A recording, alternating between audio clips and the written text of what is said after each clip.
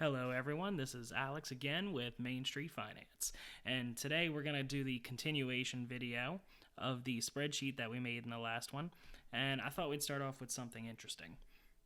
So, what I have up here is the Bureau of Labor Statistics website. So, what I wanted to do, we had our budgeting spreadsheet, and I wanted to scroll down and I wanted to see what the average American budget is.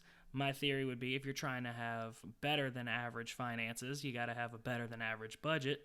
So the Bureau of Labor Statistics is the perfect entity to get what the average American budget is. So what I did was I took this information, I took everything from 2018 and I went and I threw it in the spreadsheet. There we are. So I took their annual data, which all of this is copy and pasted. I went ahead and I made these next couple lines under it and to the right. I went ahead and I took their data and I made percentages, and then I broke it down into a monthly budget. So this goes by household, not individual. I might have misspoke earlier. So average household income, you've got $78,000, and then here is your average expenditures, and this is all annual in this column. So I prefer to go by percentage-wise because a lot of people don't think of their budgets as an annual thing. So our number one expense here is 25% for housing. Then the next one on the list, we've got transportation. Now, the transportation category explicitly told us in the other page that it includes both the gas and the payments, but not necessarily the insurance. All of the insurances are listed right here in personal insurances and pensions, with the exception of health insurance. This healthcare line is about 90% health insurance, and the rest of it is, I'm assuming, deductibles, but I didn't see that written out in the page I showed you at the beginning. So we have our top three expenses. Let's go ahead and highlight those. We'll do green because they're costing us a lot of money. We have our food, we have our housing, and then we have our transportation, which should come as no surprise. For, I think, the last 10 years, those are the traditionally three biggest expenses. So if you break that down monthly, you're looking at $1,600 a month towards your mortgage, which I believe this includes your taxes and insurance as well, or at least from the Bureau of Labor Statistics site. And then you have your food and you have your transportation. So $800 a month, I would assume that goes towards 2 cars, and not including the insurance, which is again listed below here. But the point is, overall, the average American budget start out with about $6,500. You have $6,300 worth of expenses. So the average American has approximately an extra $200 per month. So, in essence, if you can arrange your budget to where you have more than that $200 per month figure, then you've got better financial leeway to do what you want over the average household.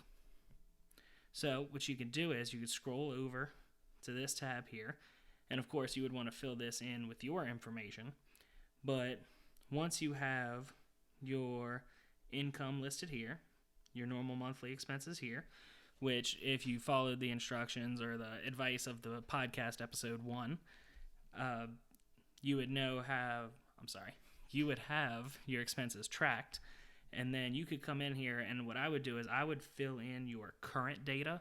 So whatever you spent for the last month or last 3 months, depending on how far you went back, I would go and put this in here, and then if you were going to tweak it, just go in here and say, okay, so let's say the groceries, maybe $500 a month. Maybe we're having a little bit more steak than we'd like.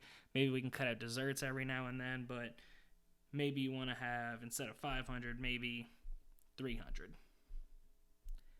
So the beauty of this spreadsheet is these totals, where it calculates the percentages, as well as the total down here, your net income, and then your leftover, is all going to automatically calculate. So a good experiment for you would be to go in here. Feel free to examine this data. I'm going to make this spreadsheet available to download, and I'm going to post a link in the description below. So that way you can pull up this spreadsheet and you can use it. Feel free to edit it all you want. When you go up to Google, it's going to tell you can't edit it because it's going to take you to my drive. So all you need to do is hit the little three dots, and there's going to be an option that says download a copy. Once you do that, it's your own copy, and you can do whatever it is you want with it. So highly recommend track your expenses for the last month or so. Fill in your income information, your expenses information. If you want to separate your needs versus wants, I have that here. And then your savings and investing. And then most of these formula numbers are going to automatically update. But what I'm going to do is from the time I close out this video to the time I publish it to YouTube, I'm going to clean this up a bit, give you some blank spaces. So there's going to be a miscellaneous 1, miscellaneous 2. I'm going to have a lot of the automatically calculated cells highlighted for you. Just make it really easy for you to go in there and do what you need to do. I hope this all helps for all of you. If you have any comments or suggestions, feel free to send me an email. That email address is mainstfinance or Main Street Finance at gmail.com. And then be sure to be looking out. There's going to be a new episode posted within the next couple days on the podcast. If you got anything good out of this, feel free to give it a like. Please subscribe, and thank you all again.